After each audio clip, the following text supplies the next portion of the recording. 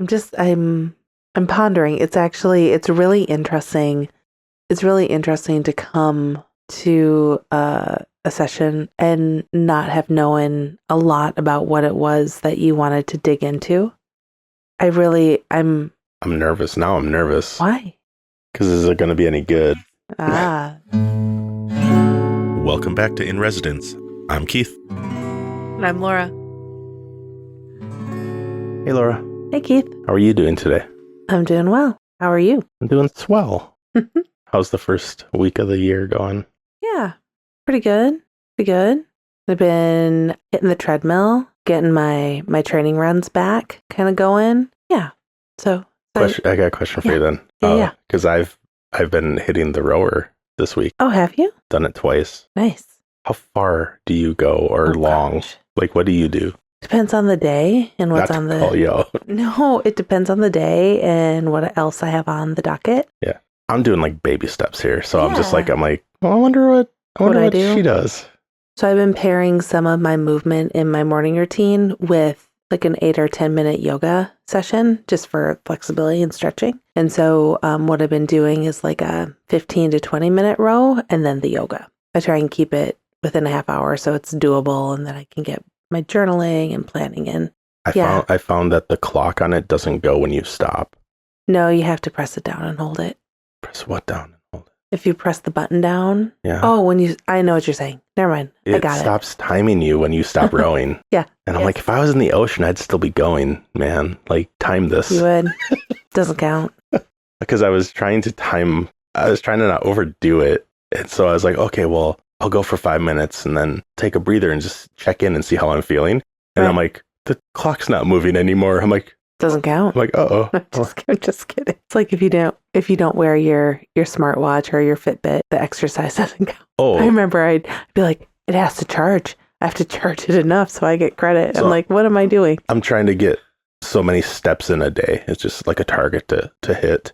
So I'm walking around the house doing laundry and I'm like, oh, I don't have my phone in my pocket. This is not counting. Like, no, like I'm doing steps and it's not counting. So yeah, I'm going to figure that out. But honestly, I mean, we kid, but if you're getting movement, whether or not you're counting it on a device, it counts. Exactly. So yeah, I've been doing a little bit of rowing, getting out, doing some walking. It's cold though. Outside? So, yeah. Good So for you. I'm gonna have to figure that out, whether it's getting a little warmer gear or something, because it's only going to get colder here in the next couple months. Anyway. And slippery, but you can use my yak tracks. Yeah, maybe. Those are stellar. They're great. That way you won't slip and slide around. Take a digger. Yeah, don't need that. There's no snow though anymore. It melted again. That's true. Anything else? We've just been showing up and implementing the plans we set at the beginning of the week. Yeah, and Nothing wrong with that. I'm still trying to find the right schedule, but like I'm not waiting to find it. I'm trying to notice what's working best and what I'm tending to do and then adjusting. There's something else to that. On Seth's podcast, the Akimbo podcast, he mentioned what does the best day look like? Or he mentioned what does a good day look like? And it's so funny that I've been trying to figure that out, but I didn't have that phrase. And so I wrote that down and I think I commented on it and someone else is like, that's such a good thing. I like that too. And I'm like, yeah, what I've been focusing on for a while. I was like, okay, it was just a good reminder of instead of trying to find the best routine, I'm trying to make the best day for me, like, and what's going to serve me and what I want to be accomplishing. So it was just like a little bit of a reframe. Yeah. I like it when I find things that help my brain click a little bit more. I like that.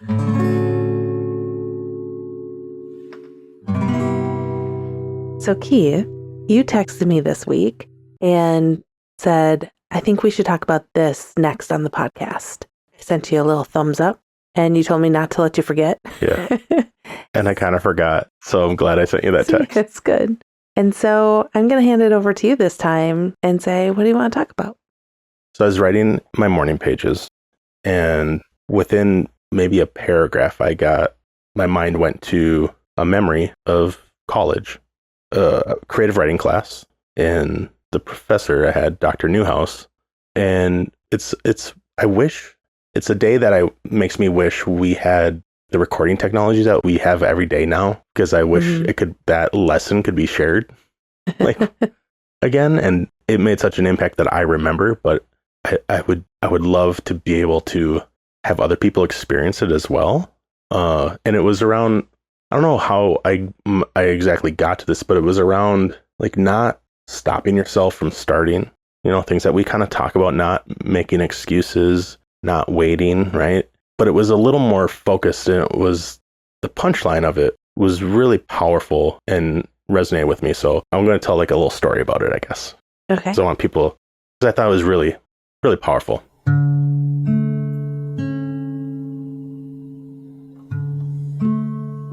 Sitting in class, and Dr. Newhouse comes walking in, and he's a little eccentric, a little intimidating to me, even just because he just seems to know his stuff so well, and I don't.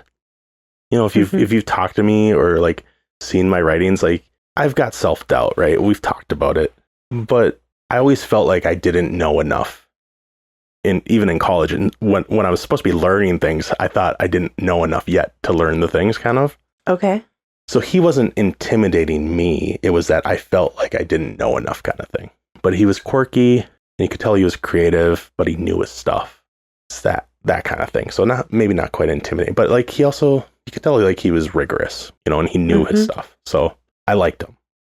So he comes walking in, and he's got like a maybe 3 foot to 4 foot length of PVC pipe, white PVC pipe. And this is creative writing class. Like we're all like future poets or English teachers that are taking this course, we're all just kind of like, okay, like what's he up to? And he grabs the PVC pipe and he puts it to his lips and he starts didgeridooing. Doing what? Didgeridoo. I have no idea what that is. The instrument from down under, from an Aboriginal instrument, okay. didgeridoo. All right. You know what I'm talking about? No, I do. And it Rocco's Modern Life, right? The background music for that, right? I get you. I get you. It's a droning instrument, right? You kind of purse your lips. I love you so much. I'm like, I have E's and O's and like, right? Know what I'm talking about? I do now. Okay. What was that? How'd that go again? Skip back 15 seconds, you'll hear it again. I like it. You're making me giggle. Okay, sorry. That's all good. So he gives us a minute long at the most, like he does a little riff, he improvises a piece on the PVC pipe. And I was just like, what is happening? Like, how are you doing that? Right? Because it was musical. It had different tones. It had different timbres. It had, like he was creating all the noises that you would do but it wasn't the instrument. So cut to the chase, because some of us are just kind of like what is happening? He stops and he's like, okay, so the point is we all have the tools that we have. So you can feel like you maybe don't have all the words or know all the grammar or know all of the different parts of what they teach you in English and language arts. But that's not an excuse. Like, don't let that stop you from writing. Use the skills that you have to do the work you're trying to do. And so that's probably why it came to me, because like that's what I'm wrestling with, is always a little bit of that. Like, do I have what it takes to do the thing I want to do, right? Or some version of that. But that gave me a lot of confidence to understand, for someone to say the thing that I've been thinking for so long out loud and to my peers, I was like, oh, okay. I might just say the sun shined brightly. And then how could it be better later, right? Like that comes, right? So it's that kind of thing. I was like, oh, this is probably something worth talking about. And I mean, I still remember it, and it's 20 some years later. So I like that. I'm sitting here enjoying your story. I think it's coming to me because I'm spending time writing about and thinking about what's the next step, or what is the next thing I can do. And I'm probably finding myself saying, you don't know how to do the next thing, or why would you do this or that, or if you're thinking this, or so. Mm-hmm. I think the thing that's interesting to me about this story, like what I'm taking from it, is two different things. The first thing I thought I was getting from kind of the message you sent me was if you don't have the skills, how do you go out and get them and learn them? Right. And I think that is part of and both of our, how we orient ourselves. Mm-hmm. We consume a lot of information to try and learn how to do the things that we want to do and get better at. But I think that maybe I'm hearing that I didn't anticipate in your story is you can still do the things you seek to do, even if what you have isn't the perfect tool that you think you need. Right. Like, it's making me think a little bit, and not to go back to kind of exercise and working out, Mm-hmm. but how many times have we bought something or said, well, I can't do a workout plan if I don't have X, Y, or Z weights, or if I don't have a kettlebell, Mm-hmm. right? Yeah. Or if I don't have a slam ball. I certainly can't do this HIIT workout because one of the exercises requires a slam ball. So Right. I'm just not going to do it, and so I think that might be simple, but I think that's one thing that you need all the perfect tools. You need the water bottle that's, 64 ounces. You need this, you need that. Well, you're stopping yourself from changing. That's what I recognize it as now. It's an excuse. And I'm laughing because there's been so many times in personal training that it's simply body weight or me trying to lift part of my body from me being in a different position than I'm used to being in. And I get up and I leave after the 45 minutes and I'm like, so apparently I don't need anything to get my sweat on. He's like, yep. I will say I'm trying to do some small yoga each day for like flexibility. And I just started this week, so I'm trying to make it a habit, and we're going to see if I can keep showing up and making it stick, because yoga has been something that I've always thought it's too slow for me because my brain's a ticker tape, right? It's like I prefer running and rowing and elliptical and weight training, right? You and I have talked a lot that that's why I need it more than anything, meditation and yoga, right? But I guess what my point is, there's some of the moves, even like, now go into downward facing dog. I'm like, all right, I got this. And I'm like, why am I shaking? Because I'm like, oh, okay, my body is not used to this. And that seems really not sad. I shouldn't say that. I don't want to hate on myself, but I'm just saying that sometimes even just your body weight and doing something and challenging yourself in a way you haven't before is enough. So speaking to that, I think where I was coming from was start where you're at, and instead of me thinking of I want to deadlift my body weight, how would I start at deadlifting 120 pounds? I can do that. Start with what you can do, the skills you have, the tools you have, and do that thing. Whether it's writing or building something, and being okay with the scale of it is something I've been writing about after I've had this initial thought. So there's something else there that I'm thinking around. Maybe we'll talk about that more. But to me, it's about getting out of your own way and simply doing it so that you can keep iterating and developing the skills and gaining more tools as you go in practice, right? Instead of waiting for it. Like we tend to say, waiting for it to be perfect. Yeah. Or waiting to be ready, right? Like looking back, I'm like, how many times was I waiting to be ready to try something the first time instead of simply taking a little bit of a leap? Right. I feel like we've said this a lot, but it's just been on my mind, with the new year, like having a fresh start, and it's that time of year where starting to project out, like, where am I going to be in another year? Yeah.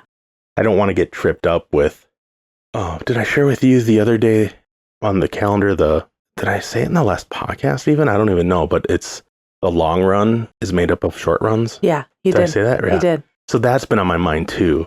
Trying to be able to focus on like the smaller scale in service of the longer view. So it's just been front of mind. And so I was doing more of the work on the page and trying to sort through it. And I'm seeing a lot of other people kind of doing that too. And it's kind of like one of those things I'm like, you want to say just start. And like when you hear that, when someone says just start, you're like, it's not just, I have all these things. And that's why I want to just be like, start where you're at, show us what you got, and then make it better, right? Like I say to the kids, like, say it straight when they have to write a paper, right? Yeah. Say what you have to say, then we'll make it better. And then we'll make it better again. So. Yeah. So thinking about being in college and that kind of self-doubt, I guess. Not Little thinking, imposter syndrome or yeah, self-doubt? but I didn't know what that was No. back then, right? Yeah.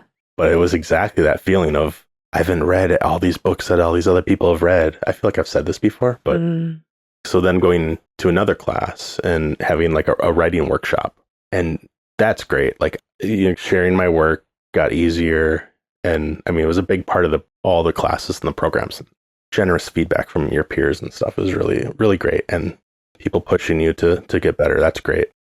Then it was also the part of trying to submit your work and get into like a literary magazine and stuff like that. It seems so beyond me. And thinking back then, it was a process. There were middlemen, there were gatekeepers, right? You had to submit. You still do now to get into those things. But then I was starting to think of how freeing it feels that we can simply publish a podcast, publish a blog post, instead of waiting for somebody to accept it. It does mean a couple different things, right? Whether somebody picks you to publish your work and help you ship it, it maybe has a little more gravitas to it, right? Do you know what I'm saying? Like, yeah. I'm not trying to belittle like what people that have blogs are doing or what we're trying to do. It's just, I think that's kind of the general thought around it is like, oh, I need to be picked so that I'm validated. It's validation, I think. That's what I'm trying to say. But you don't have to wait for that anymore. It was just interesting that waiting to be picked was limiting before. I don't have to wait to be picked anymore. I'm limiting myself sometimes, or I was up until recently, Yeah. And so it was really interesting to think about how freeing it is to not have to be picked, and how frightening it was for me 20 years ago to think about sending off my work for somebody to choose it. Then it makes me think, well, why am I bumping up against that same resistance when I can simply hit enter and publish something and then go on to the next thing or do it over again and make it better? So that was just like another extension of what was coming out of me, like while I was thinking of all this stuff. But I guess I'm wondering if you've ever bumped up against, I talk about waiting to be picked a lot, or needing somebody to choose me to be on their team, or yes, I like what you did, we're picking you. Do you have anything like that, or have you ever experienced that? Well, it's one of those things where sometimes, especially if there's a process that you don't know how it's going to go, you don't necessarily always want to volunteer to be rejected. Yeah. Right? Yeah, like who's gonna go first, right? And I mean, now that I'm thinking about it more, I do think that I did definitely wait. Maybe not. I mean, I probably was one of the last people that wanted anyone to look at my writing, because I didn't do a lot of it. I didn't enjoy it in my formative years growing up in K through 12. In college, I did the required courses. I was in music, right? Music and biology. Yeah. Like my area, so we didn't do tons of them. So I want to switch off of writing. Okay, because I'm not. Okay, so not writing. No. So hold on. You were a vocalist and a pianist. Did you have to audition for like the solos, or were you usually picked because of your skill and your talent? I didn't. I don't believe I tried out. I don't know if I ever had lots of solos in ensembles. I mean, and maybe part of it. I don't know if I ever even tried, because I didn't want to get told no. Okay. Which is weird for me, right? No, because this is what I want to talk about. So what's coming up for me is I always wanted, like there was things that I really enjoyed or I wanted to do. One of the things, and I don't know if I've ever told you this, when I was probably a freshman or sophomore in high school, I had the idea that I wanted to be a cheerleader. I thought that would be great. I can try out. I learned the routine. I learned how to do like whatever the kicks were. And I learned how to do like the floor mat things for wrestling. And anyway, So I did all the things. I tried out and I was told no, I wasn't going to be picked to be a cheerleader on any of the sports. Mhm. I was probably only one of a few people. And at the time, it was so devastating. Yeah. But let's be real. I don't have great rhythm. Like when it comes to body movement, like I just don't. Yeah. I don't really love like going out and cutting a rug, Yeah. That's not my jam. Like I play piano. I can keep really good time according to a metronome, right? Like I have a very precise clock. I don't know. You tell me I need to swing the beat a little more sometimes. You play it very straight Yes, I do, which works great for the type of for stuff. the type of music that I was trained in, Yep. right? Mhm. So I don't know exactly if the story I shared is highlighting your point, but I think from that point forward, it was one of those things where I was really excited. I had practiced, I had prepared, I put myself out there and was devastated when I was told no, even though looking back at it, I'm like, what was I thinking? Yeah. Yeah. But I thought, I want to try that. So I wonder if as I went forward with the musical things, I just thought, unless somebody notices me and says, hey, I want you to play, I didn't necessarily raise my hand. Okay. I don't know if that makes sense. Yeah. So I kind of want to dive into this a little bit. Okay. So you tried out for cheerleading Mm-hmm. and you were told no. Mm-hmm. Yep. You didn't necessarily raise your hand in choir, right? Not that I recall. Yeah. No. But when I think of you as somebody that goes first. I think of you as a leader. Yeah. What I'm interested in is not that the cheerleading thing you tried and quote unquote failed, right? You weren't picked. And we focus on the failure a little bit, but you tried out. So I'm wondering where the pattern of you trying things, where more of that is, because I don't see you not raising your hand since I've known you. And I mean, to me, it makes sense. Like in your adolescent, young adulthood, we're awkward. We're all awkward and Right. we all don't want to be embarrassed. I mean, we still That's don't want to true. be embarrassed, No. but what I'm talking around is what I said before is when do we choose to go first? Because to me, that's the same as saying you're a leader, right? We're choosing to go first. Yeah. And I see you doing that a lot. And so I'm just going to leave some space for you to kind of talk about that because you don't hesitate like I still do often. So, it's interesting. Another story from college that maybe helped me turn that. So it would have been my sophomore year. Almost like we planned a theme on college stories, Yeah, but we didn't. We didn't. Okay. But my sophomore year, I applied to be a resident assistant, to be an RA. It was a position that was really popular. A lot of people wanted to do it. You got free room and board and, Oh, I didn't know that. I probably would have done it. Yeah. If I knew. So I was like, oh, this is great. Like I'll get free room and board. I'll get to do the fun things like interacting with people. I'll have like a built-in peer network, because I was connected to the music program and my good friend from high school and I were roommates our first 2 years. And I had other good friends at the university. But I thought if I'm an RA, I'll get to do some of the cool leadership stuff, the training. I'll get free room and board. I'll get to meet tons of people because even though I was a shy kid in person, I really like interacting and getting to know new people. Always have, even if I've been shy. So I applied to be an RA. I did my resume and then there's an interview portion. And so I went through the interview process and I think I said, 20 words during the whole interview.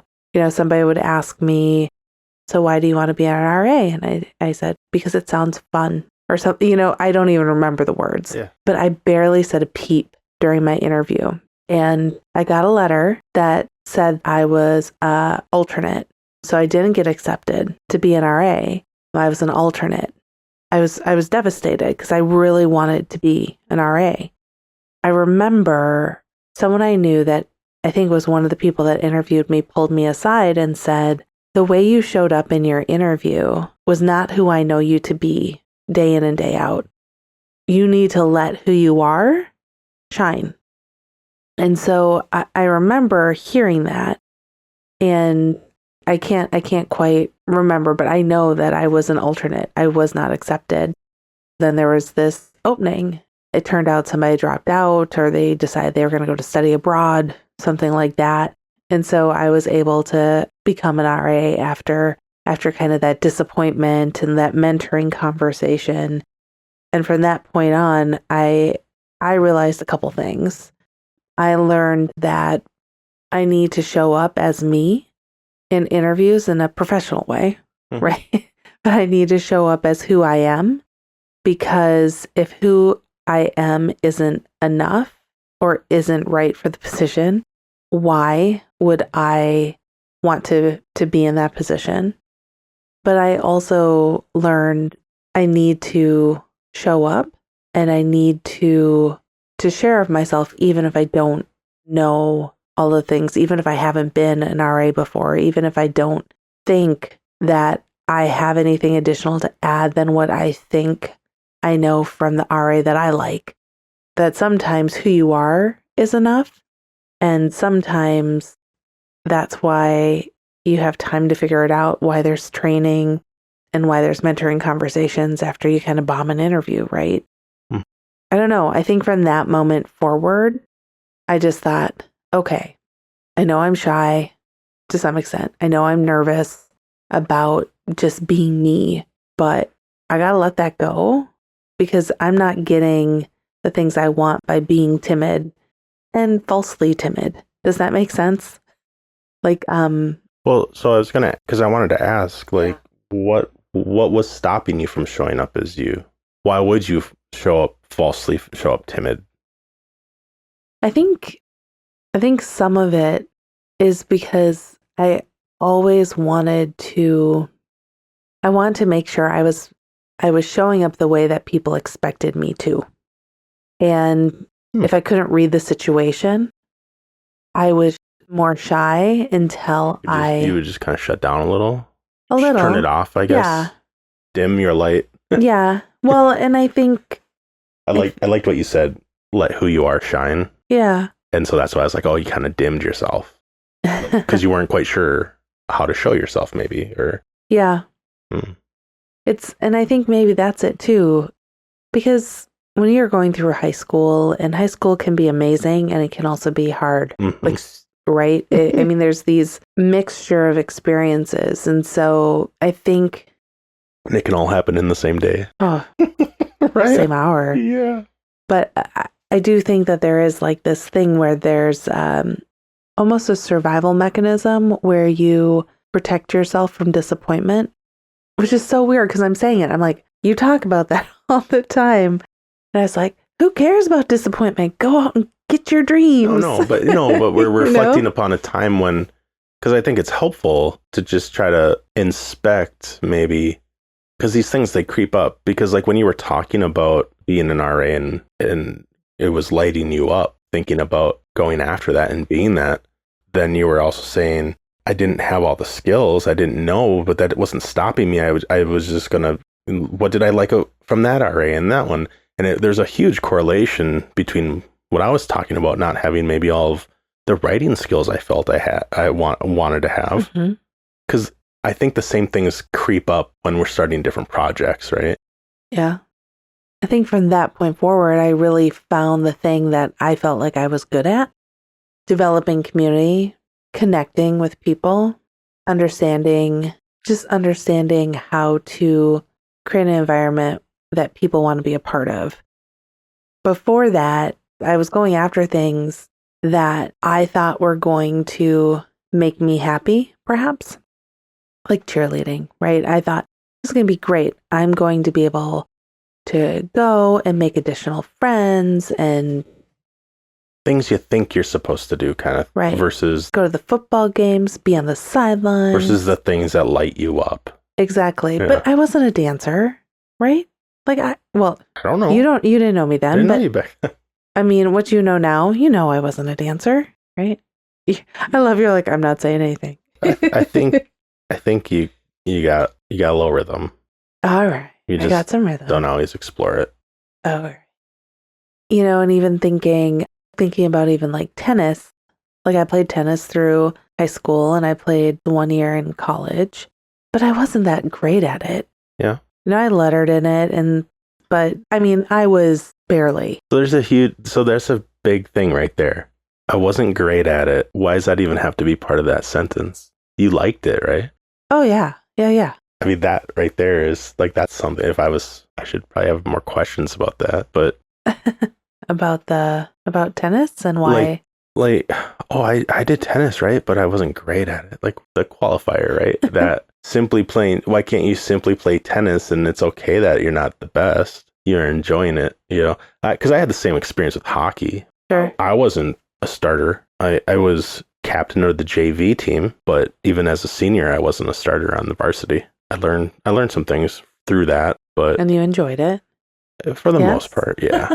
I'm like, and you enjoyed it? And you're like, I almost didn't play my senior year. Yeah, I know. You told me that. I'm glad I did, but I don't know if I would have regretted not playing. People say like, oh, you'll regret it if you don't. It's like, I don't know if I would have. I think it would have been fine either way. Yeah. I liked skating and I liked playing the game. Yes. Mm-hmm. I didn't mean to get us off track there, but I see that correlation there. Like I wasn't doing it because I was the best, and I'm not going to, anything that I'm doing, like I want to be really good at what I do, but I'm not going to let not being the best stop me. Because there's only so many people that can be. Only one number one. Right. I'm not interested in that really. No. You can help so many people. And this is coming back to like scale, right? Like thinking of like, oh, how many people can I help? It's like, well, helping one person, if you do it right, can help a lot of people. Mm-hmm. Or even if you enjoy it, isn't that simply enough? Can that be enough? I think so. From where I'm sitting, though. Yeah. And I think I can hear people saying, but what if I need to make money? Like, we'll make money doing something else and then do that thing that's creating that change, right? Mm-hmm. That might be a whole nother thing. Yeah. It's a whole big topic. Yeah. That we'll get into next time. If we remember.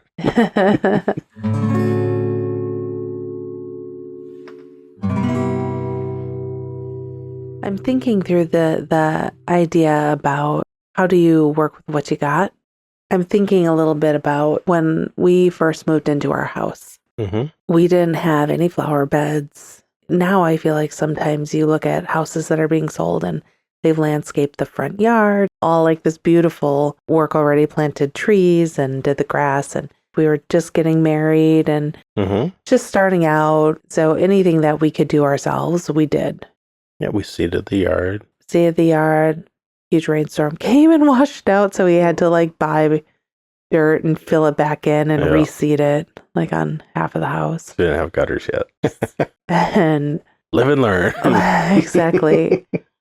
I remember sitting there and being like, okay, I know that I want there to be trees and flowers and bushes and a garden. I have no idea what that means. And probably didn't have much more than like a shovel. So when you're doing gardening and things like that, you can go to different nurseries and buy all the plants. But if you try and buy all the plants from a nursery all at one time, it's really expensive. And there's nothing wrong with nurseries charging. I mean, they do a tremendous amount of work and they deserve. I'm just saying, I don't want people to think that I'm like anti like buy plants from people that grow them and spend time. I think they have the reference of we were young. It was our first house. We didn't have a lot of money. Like I know. Okay. So I get you though. I get you. I just want people to know I'm not everybody. everyone who's doing that work, like doing work. Anyway, so I made a few key purchases, like a crabapple tree for the front yard, Arbor Day foundation. I got $1 pine trees and stuck sticks in the yard. Didn't water them. So that was either they were hardy and survived or did not. But I remember my mom, so my parents lived pretty close to here. So I was able to get some of her rhubarb. She's amazing at making pies. And so she's taught me how to make the crusts. And I wanted rhubarb so I could make pies. So she gave me some of the rhubarb bulb, and I had no idea. And so I put it right in the middle of the hill in the lawn. I'm like, I don't know where else to put it. So I dug a hole and I stuck this thing in the middle of the yard, and it got mowed over, deer eating it. I was so nervous. I remember she gave me hostas and I didn't know what to do with them, if I was going to kill them. I made her come over and tell me how deep to plant them. You know, all those little things. I was basically building our landscaping with a shovel and a prayer, right? And a lot of help. And like, you can do it from my mom. But I remember there's one time I'm like, can you just sit here and watch me plant these? And it was hostas. I mean, they pretty much survive unless the deer get them. I remember her being like, you know, I had to go home. You're going to be okay. Just keep doing it the same way you've done it around the other side of the house here. And I was terrified. And this is a really long story about gardening, but just to say, I don't know everything and I'm not afraid to try things because I know sometimes they work, sometimes they don't. There's always more plants at the store or friends or neighbors. And just to enjoy the process and learn as you're going through it. I've gotten more tools. So I don't just have a big old shovel. I have a trowel and I have a garden knife. Any gardeners out there, if you haven't experienced a garden knife, they're fantastic. And now I have a little fenced-in garden thanks to you and your parents. I guess all of what I'm trying to say, my shovel was Dr. Newhouse's PVC pipe. And he learned to make beautiful music on that. And I really started the foundation for our yard by trial and error. So anyway, I guess I don't know exactly what I'm trying to say. You're trying to say you can make beautiful things with the tools you have. Right. So go and do it. Exactly. Yeah.